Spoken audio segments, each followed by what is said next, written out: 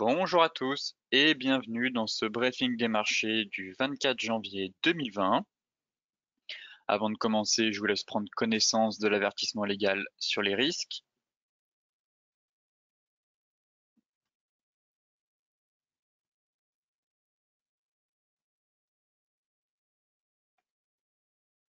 Très bien. Et tout de suite, passons à l'actualité des marchés. Alors hier, les bourses européennes ont terminé en baisse, affectées à la fois par la crainte de voir l'épidémie de coronavirus en Chine peser sur l'économie mondiale, par celle d'un nouveau conflit commercial entre les États-Unis et l'Union européenne, et par la déception de certains investisseurs après la conférence de presse de Christine Lagarde. Les autorités chinoises ont mis des villes en quasi-quarantaine et annulé les festivités du Nouvel An lunaire à Pékin, où la cité interdite va être fermée aux touristes. La crainte de voir l'épidémie s'étendre dans le monde entier et peser sur les échanges commerciaux ainsi que le tourisme favorise le repli sur les actifs jugés les plus sûrs. Enfin, la conclusion de la réunion de la BCE n'ont pas suffi à rassurer les marchés. La BCE a certes laissé sa politique monétaire inchangée et lancé le réexamen de sa politique monétaire, mais le ton adopté par Christine Lagarde lors de sa conférence a laissé certains observateurs sur leur faim. Côté US, eh bien, on a eu Wall Street qui a terminé en ordre dispersé et sans grande variation, au terme d'une séance au cours de laquelle elle aura dû mal à suivre durablement une tendance au gré des informations sur la propagation d'un coronavirus en Chine et à la suite de résultats d'entreprises mitigés. Toutefois, l'OMS, l'Organisation mondiale de la santé, a néanmoins jugé qu'il était prématuré de considérer cette épidémie comme une urgence de santé publique de portée internationale et son directeur général a déclaré que les mesures prises par la Chine démontraient sa volonté de réduire au maximum les risques tant sur son territoire qu'à l'étranger. Enfin, sur le front des résultats d'entreprise, les publications du jour ou de la veille au soir n'ont guère impressionné les investisseurs, même quand elles étaient meilleures que prévu. Maintenant, intéressons-nous à la partie graphique et tout de suite, on va commencer avec les indices et le CAC 40. Donc, comme je vous disais, on a eu des propos assez rassurants de la part de l'OMS, ce qui fait que les bourses européennes, elles, ont terminé dans le rouge. Mais côté US, ça a été un peu plus modéré suite à ces propos. Et là, comme vous le voir ce matin, on a ouvert avec un joli gap haussier et le CAC prend quasiment 1,3%.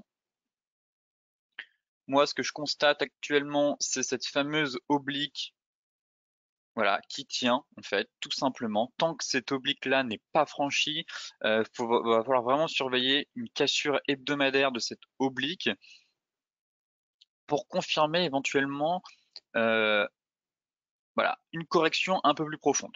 Du moins, au moins vers la borne basse du canal. Mais voilà, on mèche sur cette oblique et ce qu'il faut surveiller, c'est la clôture hebdomadaire. Et à chaque fois, les acheteurs, voilà, se montrent vraiment très présents sur cette oblique et ne lâchent rien.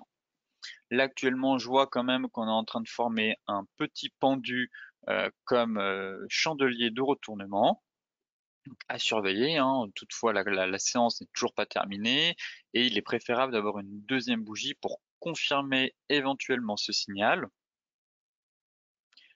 À plus court terme, eh bien, tout simplement, le marché essaye de reconquérir les 6045 points. C'est vrai qu'on a souvent du mal en clôture journalière à franchir ce niveau. Ce niveau est travaillé à de nombreuses reprises, mais pour le moment, voilà, on bute dessus. On est venu fermer le gap ici qu'on avait éventuellement avec notre Island Reversal.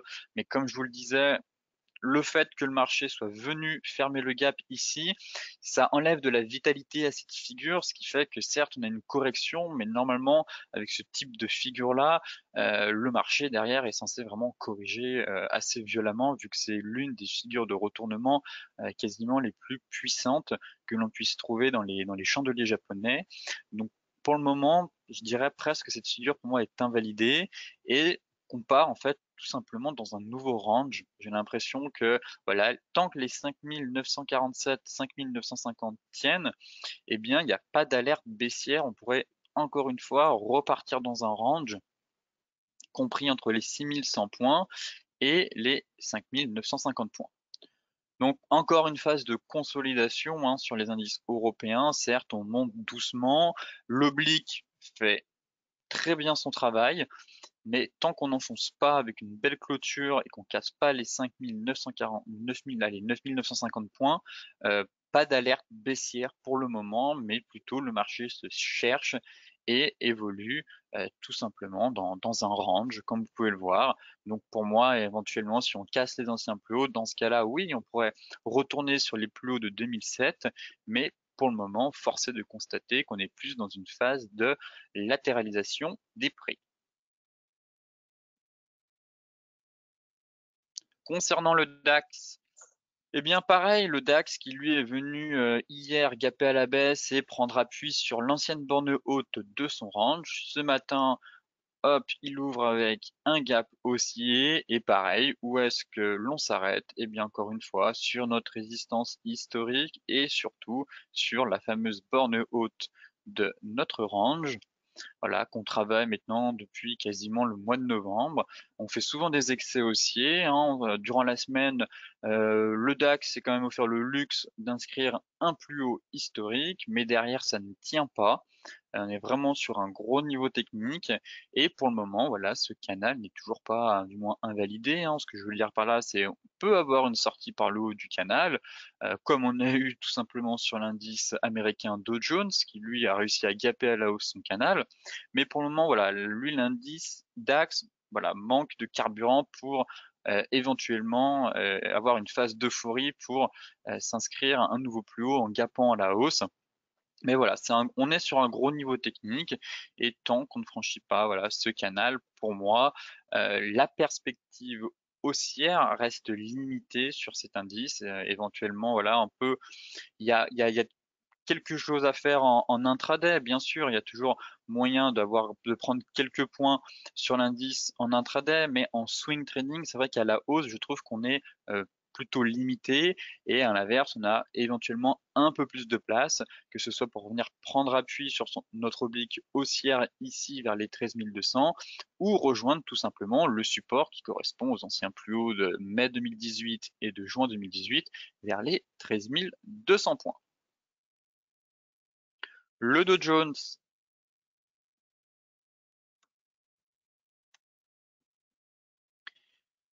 eh bien le Dow Jones qui tient, hein, hier, même si on a eu une correction, on perdait quasiment 0,6%, mais suite aux propos de l'OMS qui a rassuré quand même les marchés sur l'épidémie du coronavirus, derrière les marchés euh, se montrent très solides. On est venu en fait tout simplement prendre appui sur la borne haute de notre canal, ça tient, et enfin, voilà, on est en fait tout simplement venu euh, fermer ce gap ici. Voilà, le gap qui était laissé ouvert, on est venu le fermer, mais ça tient. Voilà, j'évoquais quand même, on a toujours ici, notre étoile du soir qui tient, qui n'est clairement pas invalidée.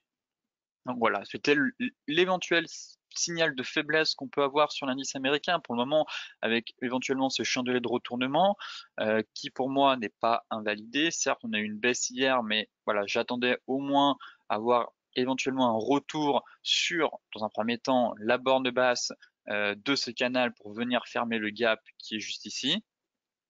Mais sinon, ce pattern pour moi sera invalidé tout simplement si le marché repasse au-dessus des 29 400 points.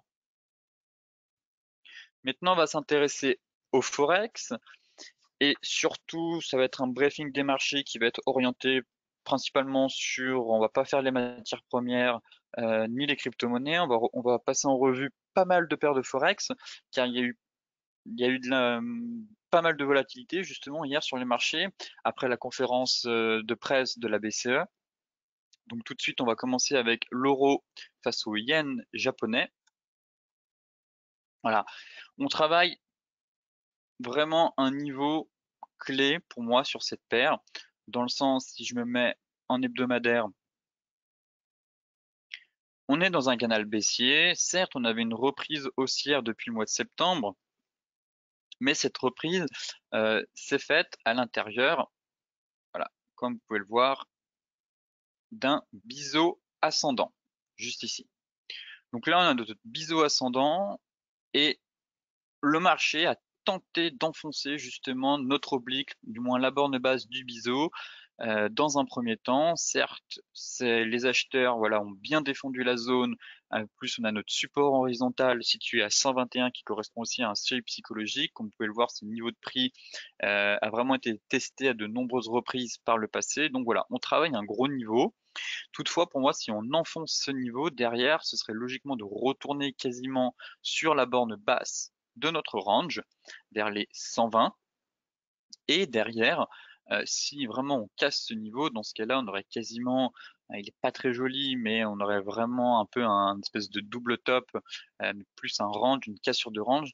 Voilà, ça pourrait engendrer une correction un peu plus profonde à venir dans les prochaines séances et éventuellement un retour sur les 118,45. Donc là, il va vraiment falloir surveiller notre clôture journalière et voir si le marché décide ou pas d'enfoncer notre niveau de support et notre oblique haussière.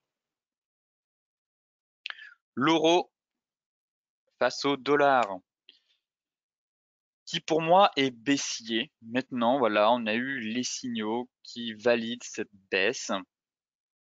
Euh, Tout simplement, plusieurs éléments plaident en faveur d'une baisse plus profonde à venir.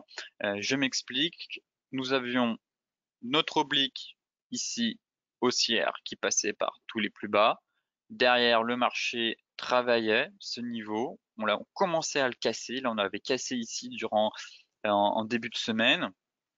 Et derrière, en fait, tout simplement, la BCE a fait le job. Les investisseurs ont été déçus par les propos de Christine Lagarde et on a enfoncé notre zone de polarité que j'évoque depuis un moment déjà. Le marché était venu travailler cette zone, c'est vraiment un niveau majeur et on est venu l'enfoncer. Donc on casse notre oblique, on enfonce notre zone de polarité et derrière, surtout, on avait aussi validé une épaule tête, épaule. Donc une figure de retournement, une cassure d'oblique, on enfonce notre support. Tous ces éléments plaident vraiment en faveur d'une correction à venir sur l'euro-dollar, enfin du moins une reprise de la baisse tout simplement, parce que voilà, depuis le mois de février, la dynamique de fond, elle, est baissière. Là, on tentait de se reprendre, mais pour moi, on va repartir à la baisse. Et le premier objectif reste les 1,0975. Et bien sûr, derrière, ce serait de venir chercher le support au niveau des deux mèches là, situé vers les 1,0930. Le NZD face au dollar canadien. Alors, on travaille tout simplement, on a eu une sortie de canal, on a eu notre reprise haussière ici, on a évolué notre canal, on est venu prendre appui vraiment sur un gros support situé à 0,8615. Euh, et le marché, voilà, travaillait ce niveau. Et pour moi, on a eu une sortie de range, quasiment un triple bottom ici. Derrière, on a eu un bel avalement avec cette bougie qui envoie un premier signal éventuellement. Et voilà, on a cassé le. Pour moi, c'est quand même plus propre en données 4 heures. Et voilà, on a eu notre sortie de range ici. Voilà, le marché travaillait, évoluait dans un range compris entre 0,8615 et 0,8680. Et là, actuellement, voilà, belle bougie impulsive qui casse la borne haute, pullback. Et voilà, si je reporte la hauteur de ce range, on devrait avoir un objectif théorique vers les 0,8745. Et puis, si le marché a un peu plus de carburant, dans ce cas-là, ce serait de rejoindre les anciens plus hauts à 0,88. L'USD CAD,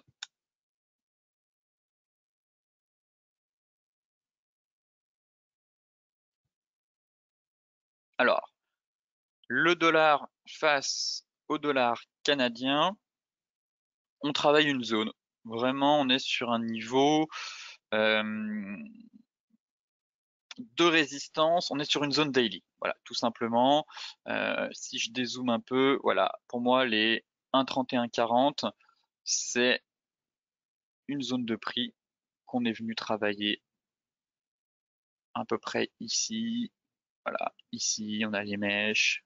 Là, encore une fois ici, et on est pile poil dessus. Donc là, on travaille à un gros niveau technique. Si je reprends notre vague de baisse ici, comme vous pouvez le voir, c'est très propre graphiquement, tout simplement. On est aussi sur la vague de 50% de Fibonacci. Donc le marché vient de retracer 50% de notre dernière vague de hausse et se trouve sur un niveau de résistance. Ici, on a un chandelier qui nous met en alerte, à savoir une étoile filante. Pareil, pour valider, ce serait bien qu'on ait une clôture juste en dessous de la clôture précédente de la bougie. Là, actuellement, elle est verte, donc pour moi, le chandelier n'est pas forcément validé. Toutefois, voilà, on travaille un niveau technique, donc le marché, deux scénarios. C'est vrai que si on casse ce niveau, on devrait rejoindre logiquement le niveau des 61,8 et pourquoi pas venir chercher notre oblique, je crois, voilà, qui part. Je l'avais un peu mieux tracé, mais pour moi, ce serait dans un premier temps cet oblique-là et les anciens tops situés à 1,33. Et derrière, en fait, en cas d'échec, tout simplement, et ben, ce serait voilà, vague de baisse, gros rebond, et on repart à la baisse en direction voilà, de gros niveaux de support situés vers les 1,30-30.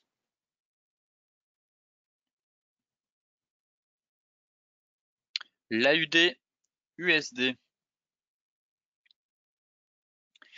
Eh bien, l'AUD-USD se trouve à la croisée des chemins, dans le sens où on a notre canal haussier. Bon, la dynamique de fond, elle, est complètement baissière. On a une reprise depuis le mois d'octobre à l'intérieur d'un canal et le marché, voilà, est venu. Voilà, on a un gros niveau de prix aussi ici, à savoir notre support situé à 0,6835 et voilà la borne basse du canal. Donc pour moi, si on enfonce ce niveau derrière, on pourrait vraiment avoir une correction plus profonde en direction des 0,6710 et pourquoi pas venir chercher les deux mèches ici situées à 0,6670 tout simplement parce que ici c'est pareil en fait. On a un premier élément qui plaide en faveur d'un retournement de la tendance qui est en cours avec notre épaule tête épaule qui elle a été validée quand même. On a cette figure de retournement. Voilà, juste ici, épaule, tête, épaule, la neckline. Ici, on est venu manger un peu plus la neckline, mais voilà, le marché, pour le moment, voilà, cette figure est validée. En tout cas, elle a été validée sur une tête en 4 heures, mais le marché se cherche, comme je vous le disais, puisqu'on est sur un niveau de support et la borne basse de notre canal. Mais derrière, voilà, le premier élément technique, c'est cette figure-là. Et le second élément, voilà, qui est à prendre en compte, ça va être cette cassure de niveau.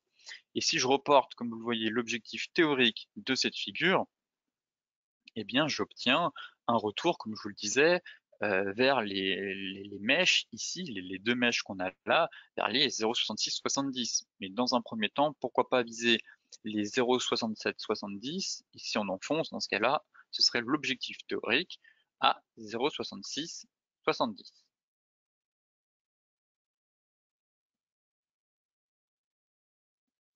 Le NZD USD.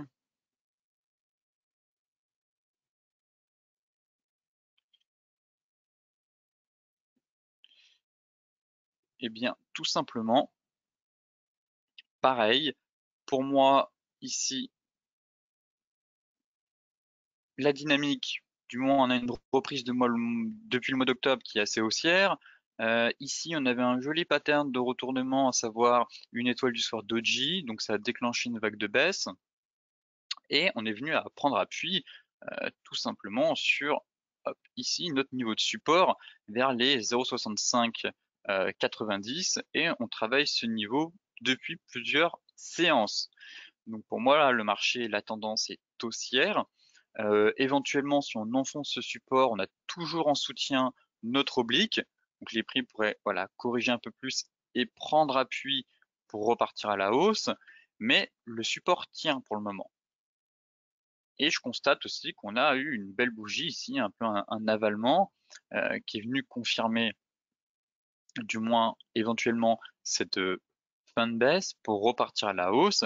Et dans ce cas-là, oui, si on suit la théorie de dos, eh ben, on a eu un top, on fait un bottom, et dans ce cas-là, ce serait de repartir à la hausse, dans un premier temps en direction des 0,6665, puis des 0,67, et dans ce cas-là, essayer de rallier les anciens plus hauts vers les 0,6745.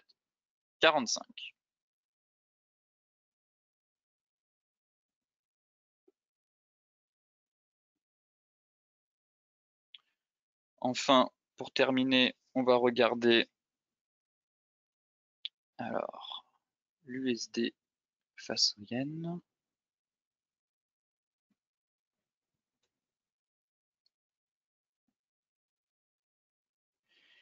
Et l'USD face au yen qui a tenté hier, comme vous pouvez le voir, d'enfoncer justement l'ancienne borne haute de son range. Là, actuellement, on est parti sur un pullback, mais c'est intéressant aussi à savoir si on réintègre ce range. Dans ce cas-là, on pourra avoir une correction un peu plus profonde dans les prochains jours. En hebdomadaire, je constate voilà, qu'on vient quand même chercher notre fameuse oblique ici qui passe par tous les plus bas. Et voilà, on est quasiment venu la chercher au pips près. Donc on a quand même cette oblique qui fait obstacle et notre gros niveau de résistance, on va dire en hebdomadaire, vers les 110. Clairement, 110, c'est un seuil psychologique. Il est couplé aussi avec notre oblique haussière. Et tant que ce niveau n'est pas cassé, qu'on réintègre pas notre oblique, on peut toujours avoir une correction. Enfin, du moins, il ne faut pas ignorer cette hypothèse où les prix pourraient voilà, corriger un peu plus. Alors certes, oui, j'avais marqué cette épaule tête-épaule inversée, cette ETI. Si je reporte l'objectif, pour le moment, j'ai un objectif à 112, mais voilà. Est-ce que, comme je vous le disais, hein, là, quand on a des figures de retournement, on parle d'objectifs théoriques, et parfois les objectifs théoriques ne sont pas toujours atteints. Là, elle a été validée ici, mais les 112, pour le moment, voilà, c'est pas pour tout de suite pour moi. On a beaucoup d'obstacles à la hausse, que ce soit notre oblique ou le seuil psychologique qui fait aussi office de résistance, à savoir les 110. Mais pour le moment, voilà, c'est haussier. Mais si on casse vraiment les anciens plus hauts ici et qu'on enfonce derrière, pour moi, on aura éventuellement voilà, une alerte et on pourra avoir une correction un peu plus profonde. Et comme toujours, ce sera divisé les 108,85, les 108,35 et derrière, par contre, le gros niveau qui mettrait à mal cette tendance qui est actuellement en place, c'est si on casse les 107,8. Donc l'ancien bottom ici, l'ancien creux qu'il y a là, si vraiment on a une correction plus profonde, derrière le marché pourrait facilement retourner sur la zone de polarité située à 106,69. Ce briefing des marchés touche à sa fin. Pour celles et ceux qui sont intéressés pour consulter l'article dans son intégralité, je vous mets le lien dans la description de la vidéo. Petit rappel aussi pour la formation au chandelier japonais, la partie 2 qui aura lieu le 29 janvier à 14 heures. Je vous mets aussi le lien d'inscription dans la vidéo. Et pour les autres, si vous souhaitez me rejoindre pour élaborer des stratégies de trading de bourse, que ce soit sur le Forex, les matières premières ou les indices, je vous donne rendez-vous le mardi 4 février à 14 heures pour essayer de détecter les tendances à venir et mettre en place des opportunités et des stratégies de trading. Sur ce, je vous souhaite une excellente journée, de très bons trades et on se retrouve lundi pour faire un nouveau point sur les marchés.